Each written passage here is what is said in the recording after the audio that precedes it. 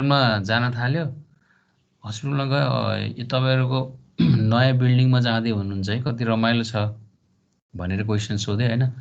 अनि त्यहाँको त्यो मान्छेहरूले के भन्छन् भन्दाखेरि, होइन सर त्यो के अरे बरु यो पुरानो हेर्दा नराम्रो हो, अहिलेसम्म यसले कङ्क्रिट पश्चिमाञ्चल हस्पिटलकै कुरा गर्नुहोस् न, तपाईँहरू कहीँ पिसिआर दिन जानुभएको छ होला, त्यसपछि यो त बरु ठिकै छ, त्यो नयाँ बिल्डिङ भनेर आहा देखिन्छ बाहिर हेर्दाखेरि पुरा चुन छ सर त्यहाँ भन्छन् के।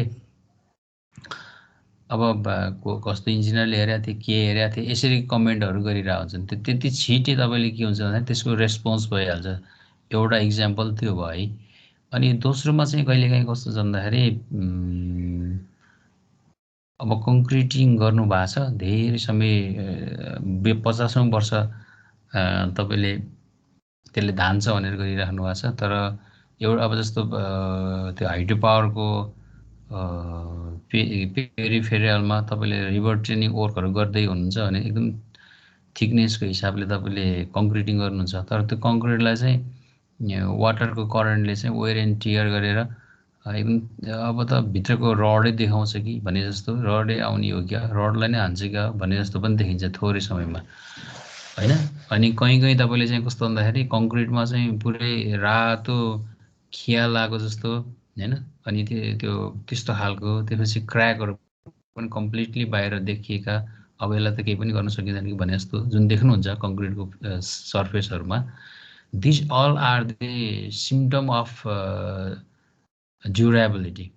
अब तपाईँले भन्दाखेरि चाहिँ सिम्टम मैले कुन सेन्समा भने अब ड्युरेबल छैन कि concrete, these are the issues of durability है। हजुर एकदम प्रपर वर्ड चाहिँ त्यो, तिनीहरू चाहिँ इस्यु हो कि हो। अब हामीले कस्तो भन्दाखेरि 50औँ वर्ष 100औँ वर्षको लागि भनेर कन्स्ट्रक्सन कामहरू गरिरहेछौँ, कङ्क्रिटको काम गरिरहेछौँ, तर त्यसले चाहिँ त्यो त्यति समयसम्म सर्भिस दिएन भने हामीले त्यसलाई ड्युरेबल छैन त्यो कङ्क्रिट भन्ने कुराहरू आउँछ है। हो अब यो चाहिँ एकदम हाम्रो लागि कन्सर्नको विषय छ। अब तपाईँले पहिला पहिला अब हाम्रो डेभलपिङ कन्ट्रीमा चाहिँ अझै पनि मेटेरियलहरू क्वालिटी के हो नि, मेटेरियलको प्रपोर्सन कसरी राख्ने, अनि मेटेरियलको इन्डिभिजुअल क्वालिटीहरू कसरी टेस्ट गर्ने, यस्ता कुराहरूमा रिसर्च हुन्छन्, भइरहेका छन् होइन। अब तर बाहिरतिर के हो त भन्दाखेरि ड्युरेबिलिटी, कङ्क्रिटलाई ड्युरेबल कसरी बनाउने, जस्तो अब के अरे फायर रेसिस्टिङ कसरी बनाउने, अनि त्यसपछि आएर केमिकल एट्र्याकबाट कसरी जोगाउने, यस्ता धेरै कुराहरू चाहिँ उनीहरूले रिसर्च गरिरहेको हुन्छन् होइन। अब तपाईँले चाहिँ अब कहिलेकाहीँ के अरे केमिकल्ली फेभरेबल लिक्विडहरू बन्यो भने त्यसबाट कसरी बचाउने, यस्ता कुराहरू चाहिँ हुन्छन्, त्यो सबै ड्युरेबिलिटीको कुरा हो। अब थ्योरिटिकल्ली ड्युरेबिलिटी भन्ना छ तपाईँले के बुझ्नुहुन्छ त भन्दाखेरि अब लङ लास्टिङ कङ्क्रिट भन्ने टर्मिनोलोजी हो कि ड्युरेबिलिटी भनेको, भनेपछि the concrete can withstand the load without any settlement any deformation is known as durable concrete भने जस्तो हो होइन। अब ड्युरेबिलिटी त्यो कुराले हो। अब ड्युरेबिलिटी केले त असर पार्छ त भन्ने खालको कुरामा चाहिँ धेरै कुरा चाहिँ अहिले मैले चुनी भने नि, धेरै एकदमै इम्पोर्टेन्ट कुरा चाहिँ ड्युरेबिलिटीलाई चाहिँ डाइरेक्ट भन्दाखेरि पर्मेबिलिटी नै असर पार्छ, पर्मेबिलिटी नै ड्युरेबिलिटीको लागि एकदमै ठुलो सत्तुर हो भन्ने खालको कुराहरू गरिन्छ। यदि कुनै पनि कङ्क्रिटमा चाहिँ विभिन्न खालको पोरहरू भयो, तपाईँको भोइड रेसियोहरू बढ्दै गयो भने अब त्यो के अरे कङ्क्रिट चाहिँ वाटरसँग एक्सपोजर हुँदाखेरि अथवा एटमोस्फियरसँग एक्सपोजर हुँदाखेरि मोइस्चर मुभमेन्टहरू जुन हुन्छ, त्यो मोइस्चर मुभमेन्टको कारणले गर्दाखेरि ड्युरेबल के अरे कङ्क्रिटमा पर्मेबिलिटी हुन्छ। अनि जब पर्मेबिलिटी हाई हुन्छ, पर्मेबिलिटीले चाहिँ जब पानी छिरिसकेपछि त त्यसले त मल्टिपल इफेक्टहरू दिन्छ है। त्यसले तपाईँको केमिकल एट्र्याकको लागि पनि कन्ट्रिब्युट गर्छ, यता वेयर एन्ड टियर गर्नेको लागि त्यही सिपेज प्रेसर सानो थोपाबाट लङ टर्मसम्म जाँदाखेरि त्यसैले असर पार्छ। तपाईँको टाइलहरूबाट सामान्य पानी छिरेकोले भित्र पुरै के अरे उसलाई हानिसकेका हुन्छ होइन। अब त्यो त्यस्तो चिजहरू यसमा आउँछ है, त्यो कुराहरू हो। अब त्यही भएर हामीले के गर्छ भने पर्मेबिलिटीलाई चाहिँ कन्ट्रोल गर्नको लागि त्यो बरु हेर्दाखेरि कङ्क्रिट नराम्रो होस्, फिनिसिङ नराम्रो होस्, हार्स होस्, तर कङ्क्रिटको स्ट्रेन्थ चाहिँ राम्रो होस् होइन। त्यसले गर्दाखेरि तपाईँको कस्तो हुन्छ त भन्दाखेरि कङ्क्रिटको ड्युरेबिलिटीमा चाहिँ त्यसले सहयोग गरिरहेको हुन्छ। धेरै मान्छेले चाहिँ पानी कम हालेर हो क्या यो कङ्क्रिट त एकदम रफ भयो भने चाहिँ त्यही रफ कङ्क्रिट बरु चाहिँ ड्युरेबल हुन्छ। तपाईँले आहा भनेर गरेको फिनिसिङ कङ्क्रिट चाहिँ ड्युरेबल हुँदैन। त्यो हुनाले हामीले सबैभन्दा यो ड्युरेबलको कन्सिडरेसनबाट हेर्दाखेरि चाहिँ पानीलाई चाहिँ राम्रोसँग कन्ट्रोल गर्नु पर्यो। अर्को चाहिँ एग्रिगेटको साइजहरूलाई कन्ट्रोल गर्नु पर्यो। अनि अर्को भनेको कहिलेकाहीँ कस्तो भने कङ्क्रिटमा युनिफर्मिटी आइहाल्यो भने हेट्रोजिनियस अथवा हनीकभ एकदम भोइड भएकोहरू बनाउनु भयो भने त्यसले पनि कङ्क्रिटलाई चाहिँ पर्मेबिलिटीको लागि असर पार्छ। यो चिजले हान्छ भन्नु खोजेको, द्याट इज योर ड्युरेबिलिटी। अब ड्युरेबिलिटीको कुरा भइसकेपछि अब अर्को के छ त भन्दाखेरि ड्युरेबिलिटीको कजेसहरू के हो त भन्ने कुराहरू आउँछ हैन। अब ड्युरेबिलिटीको कजेसहरूको कुरा गर्दाखेरि चाहिँ बेसिकल्ली अब विभिन्न तरिकाले भन्न सकिन्छ। अब ड्युरेबिलिटी भन्नासाथ तपाईँले के बुझ्नु पर्यो त भन्दाखेरि फिजिकल कजेसहरू हुन्छ हैन। फिजिकल कजेस, मेकानिकल कजेस, के अरे sorry physical causes, chemical causes and mechanical causes पनि भन्ने गरिन्छ। त्यो पनि केही कुरा भएन हैन। त्यसरी हामीले सबभन्दा पहिला कजेस अफ ड्युरेबिलिटी भनेर हेर्ने। अब कजेस अफ ड्युरेबिलिटीमा चाहिँ विभिन्न उसको हिसाबमा एउटा त effect of water and permeability, यो नै एउटा इम्पोर्टेन्ट भयो। Physical and chemical causes of concrete deterioration, त्यो पनि अर्को तपाईँको लागि ड्युरेबिलिटीको कजेस भयो, ड्युरेबिलिटी हुने भयो। अर्को भनेको कार्बोनेसनले पनि ड्युरेबिलिटीलाई असर पार्ने भयो। कार्बोनेसन तपाईँले श्रिङ्केजमा पनि पढ्नु भएको थियो। त्यसपछि corrosion of the still in concrete, यो पनि वाटरकै केसले। यी चिजहरू चाहिँ तपाईँको लागि हुन्छन्। अनि कहिले कहिले चाहिँ तपाईँले एक्सट्रिम टेम्परेचर कन्डिसनहरूमा, एक्सट्रिम टेम्परेचर के अरे एक्सट्रिम हट वेदर कङ्क्रिटिङ, कोल्ड वेदर कङ्क्रिटिङ, त्यस्तो ठाउँमा गर्दाखेरि पनि त्यहाँनिर पनि हामीले कहाँ के अरे विन्ड भेलोसिटी कस्तो छ, रिलेटिभ ह्युमिडिटी कस्तो छ, सोलर रेडिएसनहरू कस्तो छ, यस्तो कुराहरू पनि तपाईँले ख्याल गर्नुपर्ने हुन्छ। अनि त्यसको बेसिसबाट पनि तपाईँलाई के हुन्छ त भन्दाखेरि यो पोरोसिटी, पर्मेबिलिटीको त्यसले पनि असर पारिरहेको हुन्छ। त्यो कारणले हामीले क्लाइमेटिक कन्डिसनहरूको हिसाबबाट अनि त्यसपछि यी अहिले 3टा भनेका केसहरूबाट कङ्क्रिटको ड्युरेबिलिटीलाई एनालाइसिस गर्नुपर्ने हुन्छ है त। अब बेसिकल्ली ड्युरेबिलिटीको इफेक्ट अफ वाटरको कुरा गर्दा अब water cement ratio, curing condition हैन, क्युरिङ कन्डिसन, अनि त्यसपछि आएर size of the grade size of the aggregate, यो 3टाको हिसाबले चाहिँ एकदम ख्याल गर्नु पर्यो ताकि त्यसले गर्दाखेरि चाहिँ तपाईँको चाहिँ पर्मेबिलिटी सकेसम्म कन्ट्रोल गर्न सकियोस्। र कन्ट्रोल गरिसकेपछि त्यसले चाहिँ लङ टर्म के गर्छ त तपाईँलाई चाहिँ कङ्क्रिटमा चाहिँ विभिन्न खालको उहरू, क्र्याक डिस्कन्टिन्युटीहरू हैन, क्र्याक डिस्कन्टिन्युटीहरू, अनि त्यसपछि अनइभन लोडेडहरू, अनि टेम्परेचर भ्यारिएसन, श्रिङ्केज, यस्तो कुराहरूमा चाहिँ तपाईँको त्यसले कन्ट्रोल गरोस् है। त्यो खालको कुरा भयो। त्यसपछि अब तपाईँले चाहिँ अब कङ्क्रिटमा चाहिँ खास जुन क्र्याकहरू आउँछ नि, त्यो क्र्याकहरूको कजेस नै ड्युरेबिलिटीको लागि के अरे हार्मफुल हो कि। त्यो कारणले अब यो पहिला चाहिँ तपाईँ ड्युरेबिलिटीको हिसाबमा गर्दा वाटरले इफेक्ट अफ वाटर ड्युरेबिलिटीलाई सिम्पली भन्दाखेरि चाहिँ अब 2-3टा कुरा हुन्छ। एउटा चाहिँ तपाईँले अब कङ्क्रिट वाटर कसरी छिर्छ, एउटा त वाटर सिमेन्ट रेसियोको हिसाबमा छिर्ने भयो, अर्को कङ्क्रिट भनेको रेन वाटरको हिसाबले तपाईँले कङ्क्रिटमा पाउनु भयो। तेस्रो भनेको समटाइम्स तपाईँले चाहिँ आफैले युज गर्ने वाटरहरू हुनसक्छ नि। तपाईँले युज गर्ने वाटरहरू भनेको कङ्क्रिटको एक्सपोजर ठाउँमा तपाईँले चाहिँ ट्याप वाटर राखिदिनु भएको छ, कहीँ राख्नु भएको छ भने ती 3टा सोर्सहरूबाट तपाईँको के हुनसक्छ, पर्मेबिलिटीलाई असर पर्न सक्छ। त्यो चिजहरूलाई चाहिँ हामीले चाहिँ सकेसम्म के अरे वाटरको त्यो सोर्सहरूलाई चाहिँ इम्पर्मेबल बनाउने खालको कङ्क्रिटमा इम्पर्मेबल बनाउने ट्राई गर्नु पर्यो हैन।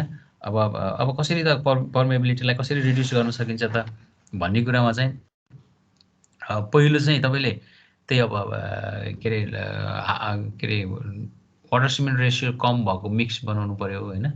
अनि त्यसपछि आएर अब ओइल ग्रेडेड र हेभी वेट भनेको त अब लाइट वेट र त्यो जुन वेट भनेर पढ्नु भएको थियो, हेभी वेट भनेर पढ्नु भएको थियो, त्यस्ता खालका एग्रिगेटहरू राख्नु पर्यो हैन। अनि त्यसपछि क्युरिङ चाहिँ लङ्गर टाइम गर्नु पर्यो ताकि सिमेन्ट चाहिँ कम्प्लिटली हाइड्रेटेड होस्। यदि सिमेन्ट कम्प्लिटली हाइड्रेटेड भएन भने अस्ति तपाईँले बुझिहाल्नु भएको छ त्यहाँनिर जेल स्पेस रेसियो अथवा त्यहाँनिर पोरोसिटी त्यस्तो चिजहरू बनिरहेको छ। अनि त्यो पोरोसिटी भएको सिमेन्टले चाहिँ लङ टर्ममा के गर्छ त असर पार्छ। अब तपाईँले कहिलेकाहीँ प्लास्टर गर्ने बेलामा बालुवा चाहिँ नछानिकन प्लास्टर गर्नुभयो, त्यहाँनिर अलिअलि सोइलहरू मिसियो भने त्यस्तोहरूमा एकदम छिटोभन्दा छिटो भल्युम चेन्ज गरिदिन्छ त्यो पानी परेर होइन। अनि त्यो क्वालिटी अफ कङ्क्रिट चाहिँ डिटोरेट हुन्छ। यो पार्ट चाहिँ एकदमै ख्याल गर्नुपर्छ पानीको बेसिसबाट। अनि यो मात्र नभएर अघि मैले भने नि जब तपाईँले कङ्क्रिटमा एक्सपोजर हुने ठाउँमा वाटर चाहिँ धारो बनाउनु होला तपाईँले आफ्नो कुनै बरन्डामा अथवा उसमा, त्यहाँ तपाईँले भन्दाखेरि मन बनाए त मैले माथिबाट ट्यापको लागि त त्यो प्लास्टर गरेर सबै फिनिसिङ पनि गरेको छु पनि भन्नु होला होइन। अनि अल्टिमेटली त्यसको कुरा कहाँनिर असर पर्छ त भन्दाखेरि त्यहाँनिर तपाईँले वाटर प्रुफिङ मेटेरियलहरू नराखिकन त्यो गर्नुभयो भने त्यही पानी लङ टर्ममा सिपेजको एउटा पर्मेबिलिटीको एउटा सोर्स बन्न सक्छ। त्यस्तो कुराहरू पनि ख्याल गर्नुपर्छ। ओके, दोस्रो चाहिँ physical and chemical causes of concrete deterioration. Ultimately when the concrete gets cracks or deterioration that hampers for the durability. यो पनि ड्युरेबिलिटी केसमा आउनुभयो होइन। अब फिजिकल कजेस भन्दा तपाईँले के बुझ्नु पऱ्यो भने when the concrete expose to the environment the different types of forces act on it, how this force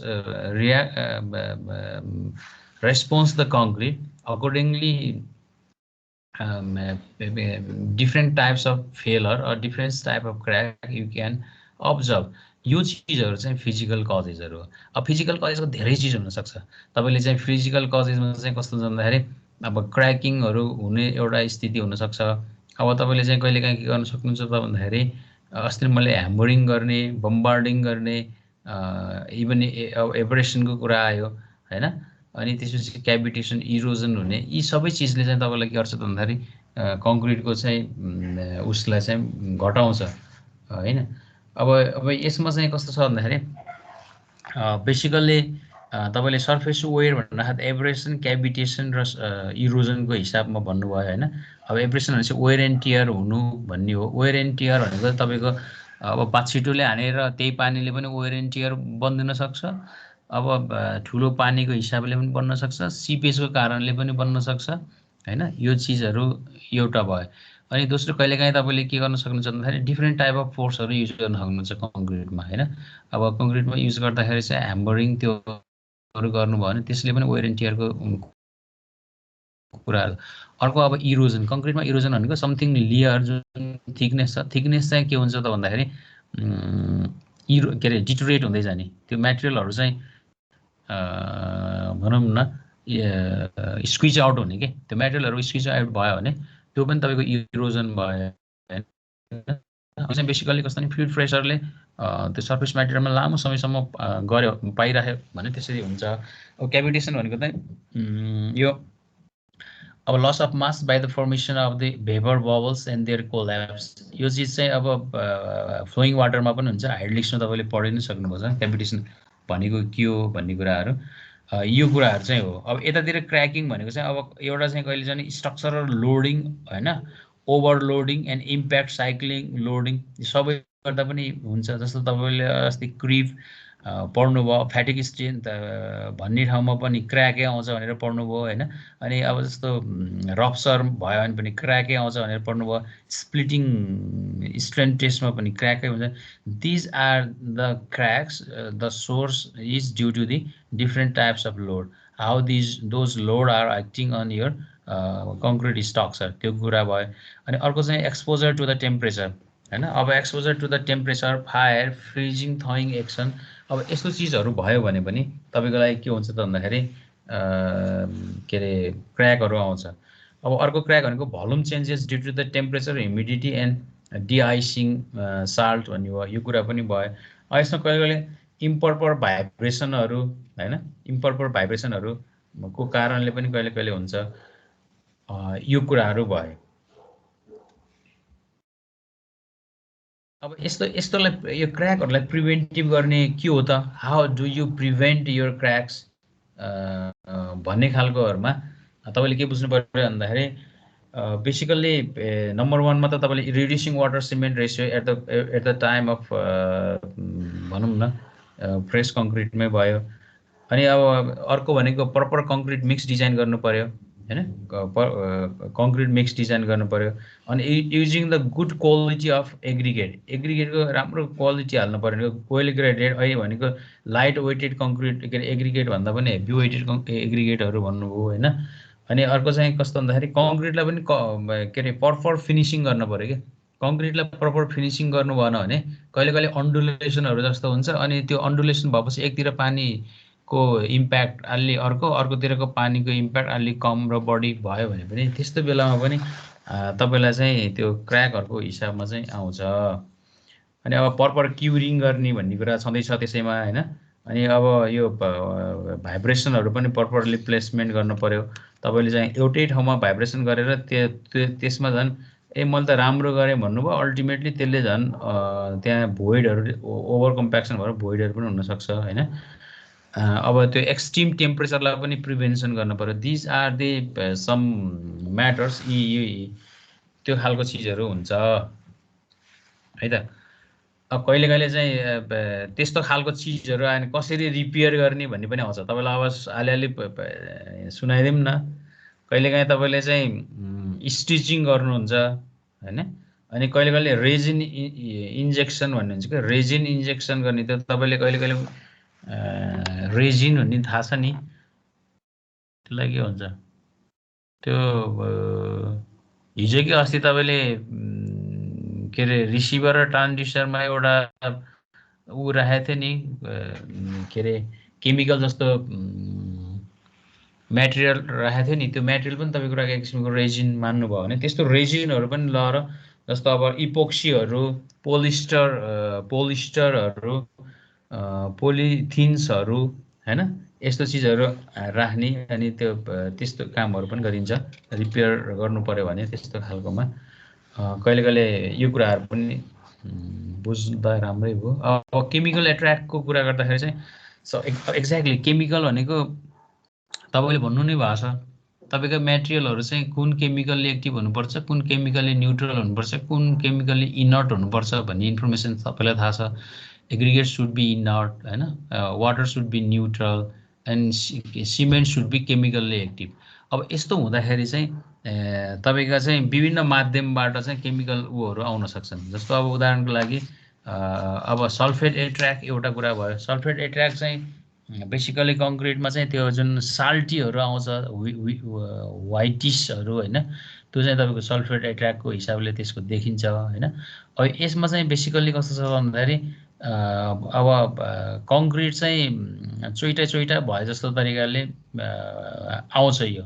अब यो कसरी आउँछ, यसले कसरी त्यो गर्छ भन्दाखेरि क्याल्सियम सल्फेट र जुन क्याल्सियम सल्फो एल्युमिनेट जुन हाइड्रेसनको बेलामा बन्छ, तिनीहरू सबैले चाहिँ के गर्छ भन्दाखेरि भल्युम एक्सपान्सन हुने फेनोमेना देखाउँछन्।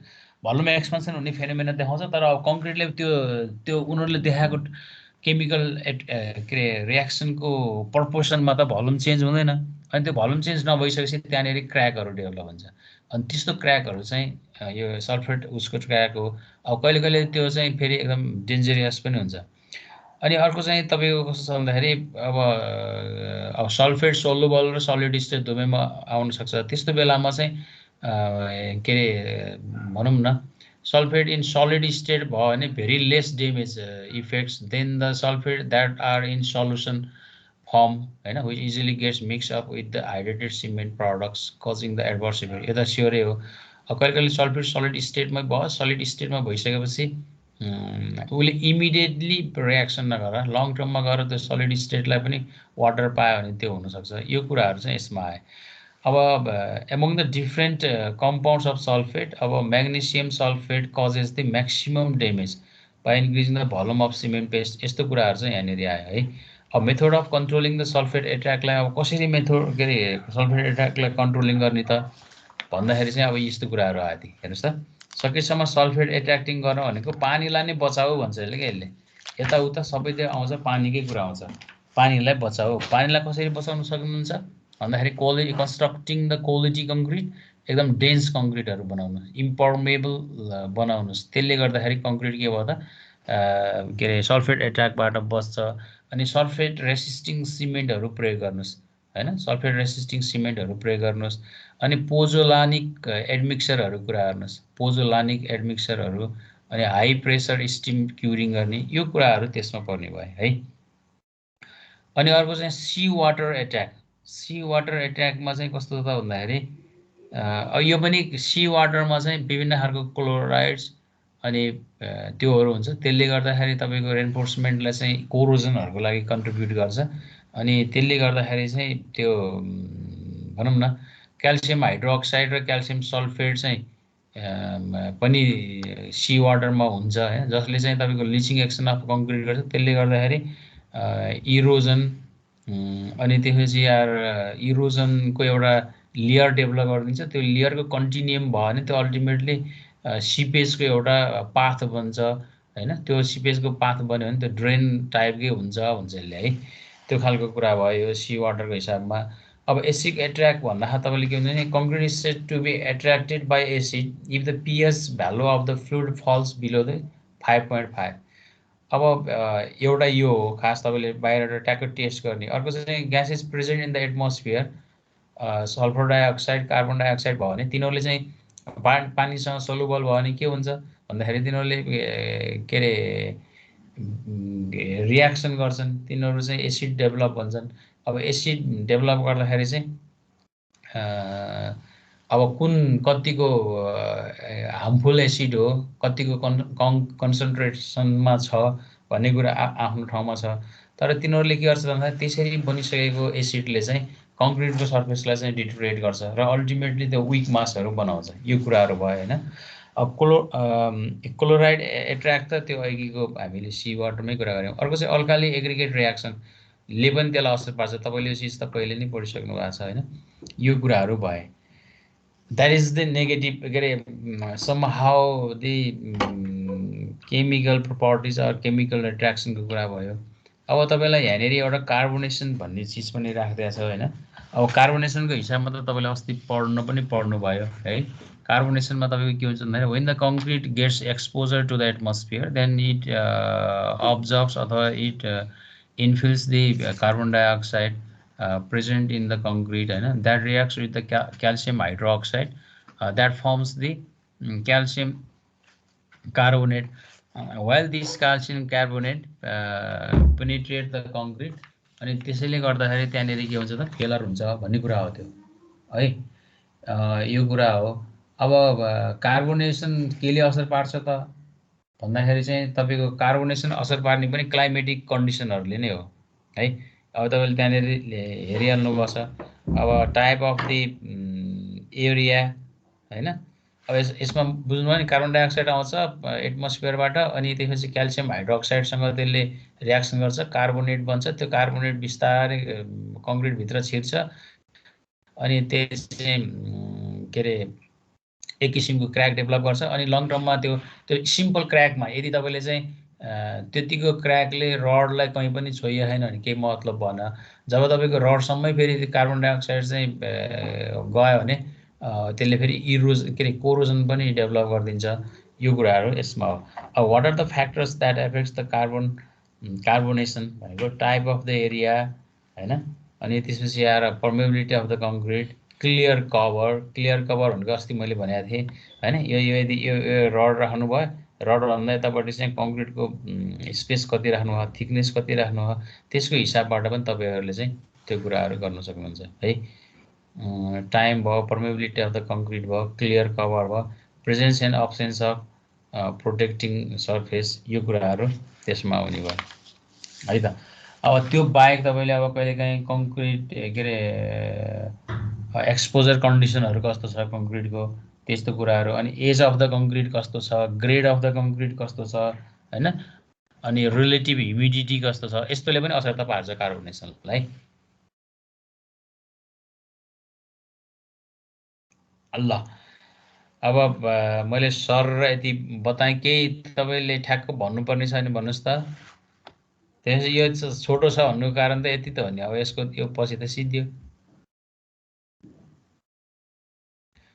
कोरोजन अफ द स्टिल, अब कोरोजन अफ द स्टिल को कुरा गर्दाखेरि चाहिँ अब कोरोजन इन ए स्टिल त अब कसरी, अब क्लोराइड एक्सन एन्ड कार्बोनेसन यो जुन हुन्छ अघि नै भन्यो, त्यो दुईटाको कारणले गर्दाखेरि चाहिँ तपाईँको यहाँनिर तपाईँको मेटल छ, यो रड हो होइन, यो रड भयो। अब यो कङ्क्रिटको मासमा चाहिँ विभिन्न खालको तरिकाले तपाईँलाई के आयो त भन्दाखेरि यहाँनिर इरोजन कोरोजनको ऊ आयो। अब त्यो आउँदाखेरि चाहिँ अब यहाँनिर एफई भनेको एफई प्लस 2ई भएर एन्ड्रोइक रियाक्सन बन्ने के भन्ने पढ्नुहुन्छ नि, एफई यहीँ छ त। अब एफई चाहिँ एफई प्लस 2ई दुईटा इलेक्ट्रोन दिन्छ यसले भनेर पढ्नुभयो। त्यसपछि आएर अर्को चाहिँ यो इलेक्ट्रोन्स फेरि कहाँ जान्छ त, अक्सिजनतिर जान्छ होइन। अनि अक्सिजन र त्यो इलेक्ट्रोनले वाटर पनि, अक्सिजन इलेक्ट्रोन र वाटरले रियाक्सन गर्यो भने कार्बन यो बन्छ होइन, यो हाइड्रोक्साइड बन्छ। अब यो हाइड्रोक्साइड चाहिँ क्याथोडिक रियाक्सनमा हुन्छ क्या अरे, यो एनोडिक रियाक्सनमा भयो, क्याथोडिक रियाक्सनमा भयो होइन, पोजिटिभ र नेगेटिभ जस्तो भयो। अनि एफई र त्यो ओएस, यो एफई र यो ओएस फेरि रियाक्सन हुन्छ। त्यो रियाक्सन गरेपछि त्यसलाई फेरस हाइड्रोक्साइड भनिन्छ क्या हो, मैले नि बिर्सिसकेँ त्यो। फेरस हाइड्रोक्साइड FeOS2 बन्छ। FeOS2 बनिसकेपछि अनि फेरि त्यो FeOS2 को कम्पाउन्ड चाहिँ फेरि वाटर अक्सिजन सबैसँग मिल्दाखेरि चाहिँ फेरिक हाइड्रोक्साइड बन्छ, FeOS3 बन्छ। अनि त्यो फेरिक हाइड्रोक्साइड भनेको के हो त भन्दाखेरि कोरोजनको लागि एकदम फेभरेबल कन्डिसन भयो, त्यो कोरोजनको बाई प्रडक्ट त्यो बन्यो। यस्तो तरिकाले त्यो रडलाई अब के गर्छ त, कोरोजन भएपछि यसरी यसको भोल्युम चेन्ज भइहाल्छ, यसको थिकनेसहरू डिटोरेट हुन्छ। अनि त्यसले गर्दा अल्टिमेटली कङ्क्रिट रेन्फोर्समेन्ट कङ्क्रिटै के हुन्छ त, कमजोर हुन्छ। यो कुराहरू भयो। दोस्रो चाहिँ इफेक्ट अफ कोरोजन। अब इफेक्ट अफ कोरोजन त तपाईँले बुझिहाल्नु भयो। अब एपियरेन्स अफ द रस्ट, हेर्दैखेरि राम्रो देखिँदैन, कलर त्यस्तो हुन्छ होइन। अब साइज एन्ड सेपमा भेरिएसन हुने भयो त्यो कङ्क्रिटको सेक्सनहरू होइन, त्यसले गर्दा पनि ऊ हुने भयो। अनि स्ट्रक्चरल स्ट्रेन्थ र बिहेभियर भ्यारी हुने भयो। भोलि तपाईँलाई चाहिँ कस्तो भन्दाखेरि त्यहीँबाट क्र्याक पो होला कि, भोलि त्यहीँबाट वाल पो ढल्ला कि भन्ने जस्तो कुराहरू तपाईँलाई आउँछ। त्यसपछि आएर ग्रोथ अफ क्र्याक ग्रोथ हुँदैन। स्पेलिङ अफ द सर्फेसमा स्पेलिङ भनेको त्यही अघि भने जस्तो सेतो सेतो साल्ट्युहरू ऊ भएर आउँछ होइन, यो कुराहरू भयो। अब then how do you control the preventive measures के हो त भन्दाखेरि डेन्स कङ्क्रिट प्रोभाइड गर्नु पऱ्यो, provide adequate cover to the steel bars होइन। अनि by using slag cement and Portland pozzolana cement, by using corrosion inhibitors होइन, यस्तो चिजहरू चाहिँ तपाईँले राख्नु पऱ्यो। यो भयो भने तपाईँको आउँछ। ठिक छ।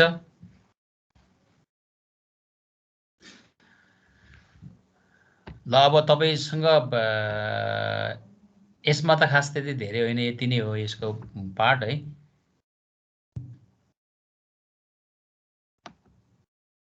तपाईँ सिडी ग्रुप होइन त,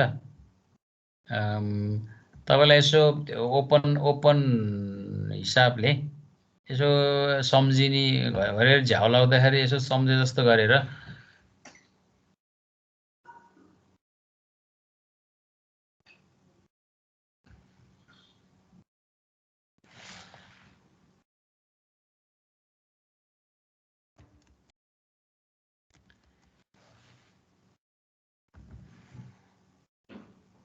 मैले एबीलाई दिएको हिसाबले तपाईँले पनि यो क्वेसनहरू यसो हेर्नु होला होइन।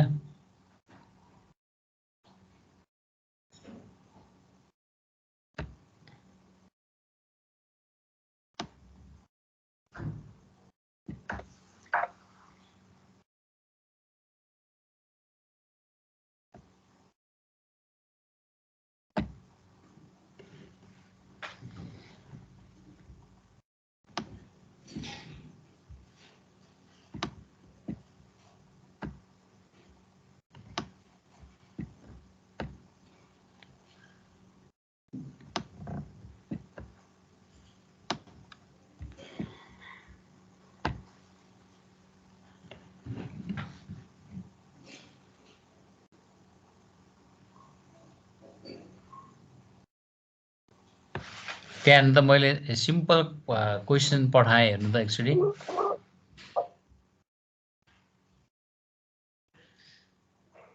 यसलाई टेन्सन नलिकन हजुर टेन्सन नलिकन यसो हजुर के भन्नुभयो एक्जाम अगाडि त सबमिसन गर्ने होइन होला नि भने क्वेसन हेर्नु पछि ओपन भन्नाले ट्याक्क इक्जाम सिद्धिएकै त्यो त सकिन्छ भने त गर्दा राम्रै भयो भोलि शनिबार यसो 1-2 घण्टा किताब पढेर के हेरिया रहेछ भनेर राख्दा नि केही फरक परेन एकदम कम्फर्ट तरिकाले जे गर्नुहुन्छ यो हेर्नु त्यति ठुलो छैन तपाईँलाई अस्ति बिहिबार ट्राई गर्न खोजेको थिएँ के अरे बिहिबार तपाईँहरू आउनु भएन ठिकै छ त्यहाँ मैले सब्मिट गरेँ केही छ ड्युरेबिलिटीमा तपाईँहरूले कन्फ्युजन अथवा केही सोध्न मन लाग्छ सर मेरो एउटा क्वेसन है भन्नुहोस् हामीले यो कङ्क्रिटको ड्युरेबिलिटीलाई ख्याल गरेर हैन अलि राम्रोसँग घर बनायो भने कति वर्षसम्म टिक्छ होला यो त गुड क्वेसन अब यो ड्युरेबिलिटीको हिसाबमा हामीले हेर्दा भन्नुपर्ने चाहिँ सिमेन्टको एज जति हो सिमेन्टको एज अनुसार भन्छौँ होइन भन्दाखेरि प्र्याक्टिकल्ली जस्तो अब त्यहाँ फरक हुन्छखेरि जस्तो अब तपाईँले कङ्क्रिटको रोड बनाउनु भने 40 वर्ष म्याक्सिमम 30 देखि 40 वर्ष हुन्छ 40 वर्षभित्र तपाईँले फेरि त्यसलाई अर्को बनाउनु पर्छ भन्ने हुन्छ होइन अब यसको चाहिँ हामी बिल्डिङतिर जाँदाखेरि चाहिँ हामी त्यही 80 वर्षसम्मकोलाई हेर्छौँ त्यो फरक छ छन त अब त्यही हो म्याक्सिमम हामी अब के अरे ड्यामहरूको त्यो उसमा हेर्नुभयो भने 50 वर्ष भन्ने होइन त्यो स्ट्रक्चर अनुसार पनि अलिकति त्यसको फरक छ र ठ्याक्कै यसको यति भनेर त्यसरी डिफाइनै गरेको छैन अब विभिन्न खालको इम्पेरिकल इन्फर्मेसनबाट तपाईँलाई भन्ने कुरा हो त्यो नत्र एकदम फ्ल्याटमा भन्दाखेरि सिमेन्टको एज जति हो त्यति नै त्यो के अरे हाम्रो बिल्डिङ पनि ड्युरेबल हुन्छ त्यति नै टाइमसम्म भन्ने हो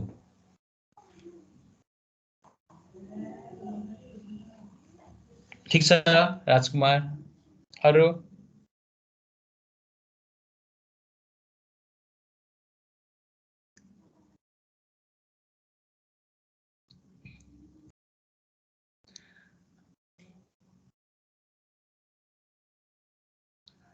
ल अबको हिसाबमा हामीले लगभग भनौँ न मेसनरी पार्टमा चाहिँ एउटा न्युमेरिकल आउँछ कि त्यहाँबाट कन्फर्म होइन त्यो न्युमेरिकल त अब उहीँ गरिने भयो अरू थ्योरीहरू त्यति लामो छैन तिनीहरू पनि एक दुई दिनमा सिद्धि नै हाल्छ भनेपछि हामी लगभग 3-4वटा क्लास भनौँ न 3टा क्लास लिँदाखेरि कोर्स सिद्धिन्छ खास त्यो धेरै फोकस चाहिँ न्युमेरिकललाई नै हुनुपर्ने हो अब तपाईँहरू राम्रोसँग जाँचमा तयारी गर्नुहोस् अनि के अरे लाइभ नै भेटेर गरौँला तपाईँको अनुकूलतामै क्लासमा लिउँला अनि त्यो क्लास एउटा जस्तो मैले के अरे मेसनरी पढाउँदै गरेछु भने पनि कङ्क्रिटको के कुरा सोधी घरिघरि इन्टरेक्सन गर्ने अनि तपाईँहरूले चाहिँ नबुझेको कुराहरू पनि त्यहाँ सोध्दै गर्ने गरेर अहिले छिटो त मैले पढाएन स्लोली नै पढाएको तपाईँहरू केही नबुझेको छ भने त्यतिखेर पनि सेयर गर्न सक्नुहुन्छ तपाईँ सम्झिनुहोस् त सिमेन्ट एग्रिगेट र एडमिक्सर हामीले कति पढाएको थियौँ त्यसले यो सबैलाई टच गर्छ हेर्नुहोस् त जति टर्मिनोलोजी नि त्यहीँबाट त आछ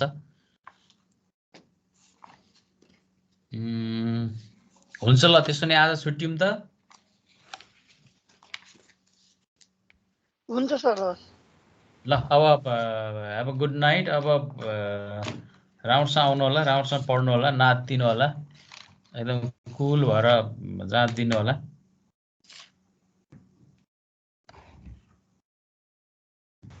thank you sir have a good night sir to all